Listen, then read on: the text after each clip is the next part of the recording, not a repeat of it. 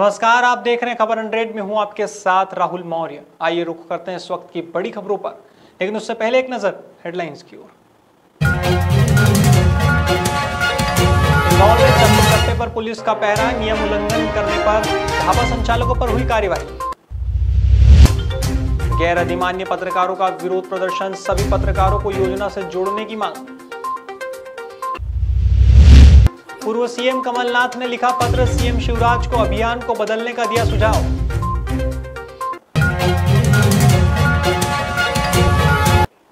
Corona curfew के दौरान इंदौर शहर में चप्पे चप्पे पर पुलिस का पहरा है। पुलिस लोगों से जिला प्रशासन की गाइडलाइन का पालन करवाने में जुटी हुई है।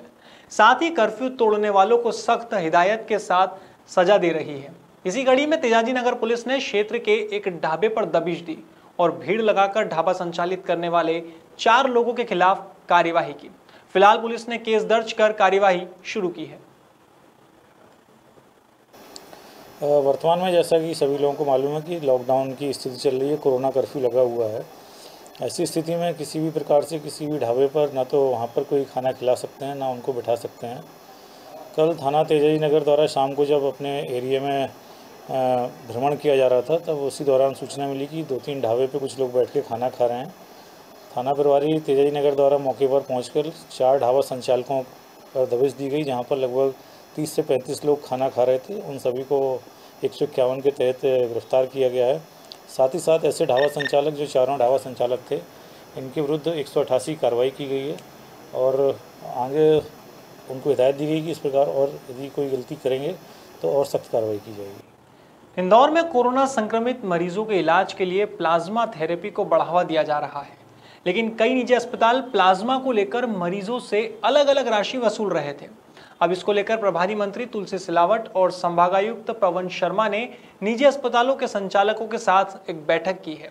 इस बैठक में सभी की सहमति से प्लाज्मा के लिए 11,000 रुपए तय किए गए हैं। संभागायुक्त पवन शर्मा की माने तो बैठक में राशि तय की गई है, लेकिन बावजूद इसके कोई अस्पताल यदि मनमानी करता है तो उसके खिलाफ कड़ी कार्यवाही की जाएगी। जैसा आप सब जानते हैं कि कोरोना के इलाज में प्लाज्मा एक कारगर दवाई मान सकते हैं, इंटरवेंशन होता है। अभी ऐसी शिकायतें भी प्राप्त हो रही थी और बातें भी प्राप्त हो रही थी कि अलग अलग अस्पताल अलग अलग दृष्टि से अलग अलग रेट्स चार्ज कर रहे हैं। कोई 25,000 चार्ज कर रहा है और कोई 15,000 चार्ज कर रहा है। इसलिए आज माननीय मंत्री जी के भी निर्देश थे, तो सभी प्राइवेट हॉस्पिटल्स और कलेक्टर सबको बुला के उनके साथ चर्चा की गई कि सहमति से एक रेट तय किया जाए। सभी प्राइवेट हॉस्पिटल्स ने एग्री किया है कि ये 11,000 रुपये के रेट पर अब प्लाज्मा उपलब्ध होगा। विगत दिनों पहले सीएम शिवराज सिंह चौहान ने कोविड-19 फ्रंटलाइन वॉरियर्स में अधिमान्यता पत्रकारों को जोड़ने की बात कही थी। अब ऐसे में वे पत्रकार जो अन्य संस्थानों में कार्य करते हैं और उन्हें अधिमान्यता प्राप्त नहीं है, वे सभी इस योजना से वंचित रह गए हैं। इसके चलते पत्रकार संघ पूरे प्रदेश में विरोध कर रहा है। विरोध की यह लहर उज्जैन के तराना में भी देखने को मिली। तराना प्रेस क्लब में गैर अधिमान्य पत्रकारों ने काला मास्क और काली पट्टी बांधकर सरकार के खिलाफ प्रदर्शन किया और साथ ही मुख्यमंत्री के नाम अनुविभागीय अधिकारी को एक ज्ञापन भी सौंपा है। गैर अधिमान्य पत्रकारों को फ्रंटलाइन वर्कर घोषित करने के लिए आज एक ज्ञापन दिया गया है तराना में, जो कि माननीय मुख्यमंत्री महोदय के नाम है। इसमें वो चाह रहे हैं कि इनको भी फ्रंटलाइन वर्कर माना जाए। जो हमारे गैर अधिमान्य पत्रकार साथी है, उनको मुख्यमंत्री सरकार द्वारा फ्रंटलाइन घोषित नहीं करी। इसके संदर्भ में हमने आज राजस्व अधिकारी एकता जायसवाल को एक ज्ञापन सौंपा है, जिसमें अवगत कराया गया है कि वो सभी पत्रकार साथी हैं उनको फ्रंटलाइन घोषित करें और जो जिस तरीके से जो सहायता राशि सभी को दी जाती है, वो सहायता राशि सभी जो गैर अधिमान्य पत्रकार हैं उनको दें। पूर्व मुख्यमंत्री कमलनाथ ने मध्य प्रदेश के सीएम शिवराज सिंह चौहान को एक पत्र लिखा है। उन्होंने पत्र में वैक्सीन की कमी को लेकर प्रदेश की जनता को हो रही परेशानी का जिक्र किया है। उन्होंने लिखा कि सरकार वैक्सीन लगवाओ अभियान चलाने से पहले वैक्सीन लाओ, वैक्सीन उपलब्ध करवाओ अभियान चलाए। अब देखना होगा कि सरकार का इस पत्र का क्या जवाब देती है।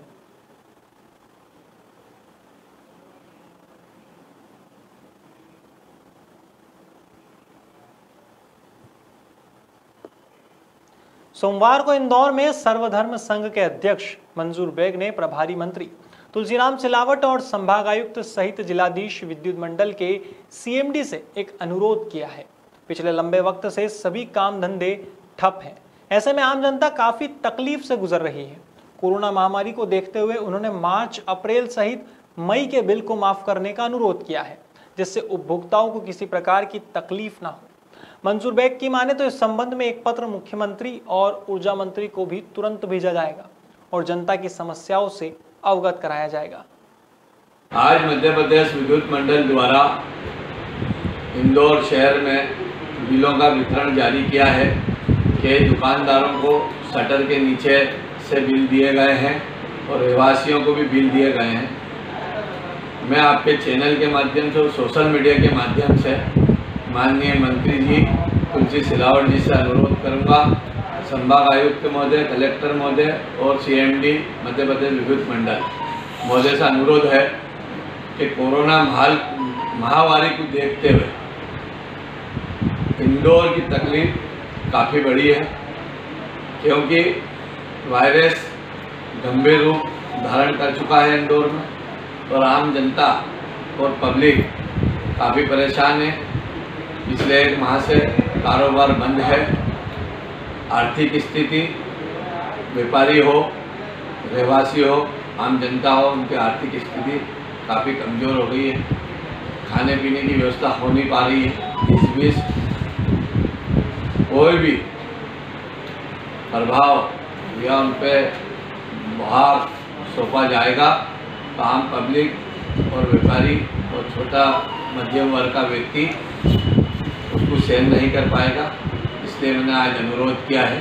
फिर बिजली के बिल 3 माह के माफ़ करने के लिए एक पत्र माननीय मुख्यमंत्री जी, ऊर्जा मंत्री जी को भी भेज रहे हैं। उसमें हम अनुरोध करेंगे जो कष्ट और तकलीफ है इसको देखते हुए 3 माह के बिजली के बिल माफ़। फिलहाल खबरों में इतना ही। देश और दुनिया की तमाम खबरों के लिए देखते रहिए खबर 100, जनता की बुलंद आवाज़।